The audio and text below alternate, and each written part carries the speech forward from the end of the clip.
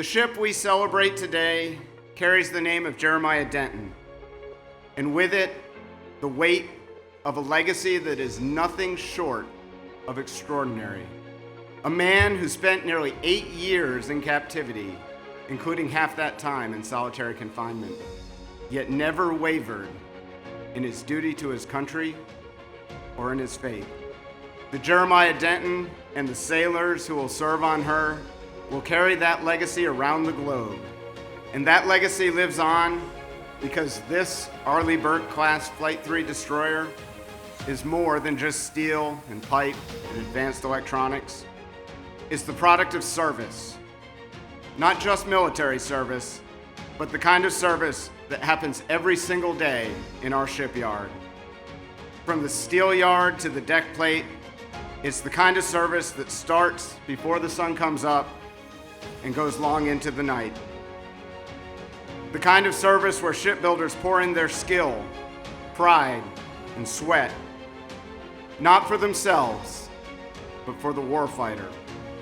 Every decision we make, every hour we put in, is aimed at giving our men and women in uniform the best chance to come home safely. When we christen a ship, we're celebrating a mission that connects what we do here in Pascagoula, Mississippi, to the safety and security of our nation and the free world.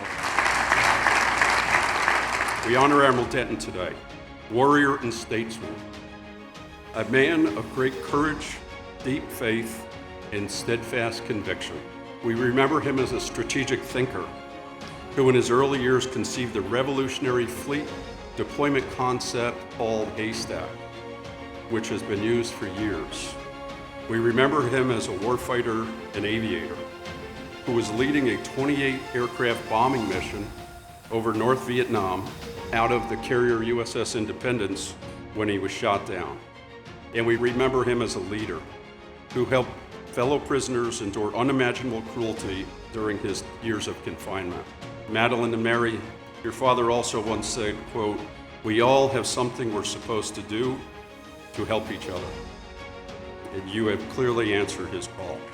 This great warship behind me will carry forth Admiral Denton's name. But his daughters and his family and children are his living legacy. A man of uncommon courage, a warrior in every sense of the word. And what an incredible legacy that he is leaving for us. And within the pages of history, the very name of Jeremiah Denton will forever be synonymous with war hero. Captured and locked away in the infamous Hanoi Hilton, the enemy tried to break his spirit and use him as propaganda. But he didn't just resist, he defied, and he certainly never broke. When Jeremiah Denton and his brothers in arms finally came home in 1973, he stepped off the plane and he delivered a powerful reminder that every American should carry with them when he stated, "We are honored to have the opportunity to serve our country under difficult circumstances."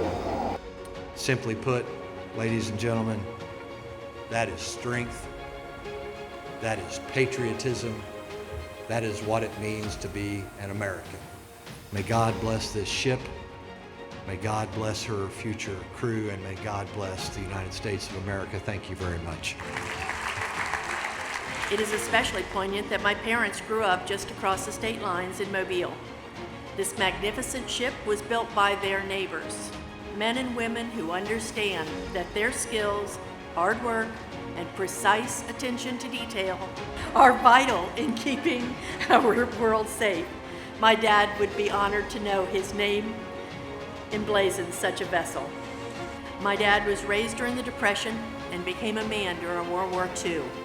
His childhood, school years, and religious training formed in him strong opinions and high standards. He was an intellectual, a competitor, and had great empathy for the less fortunate.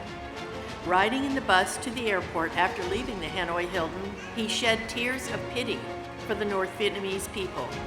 He was going home to freedom. They were not.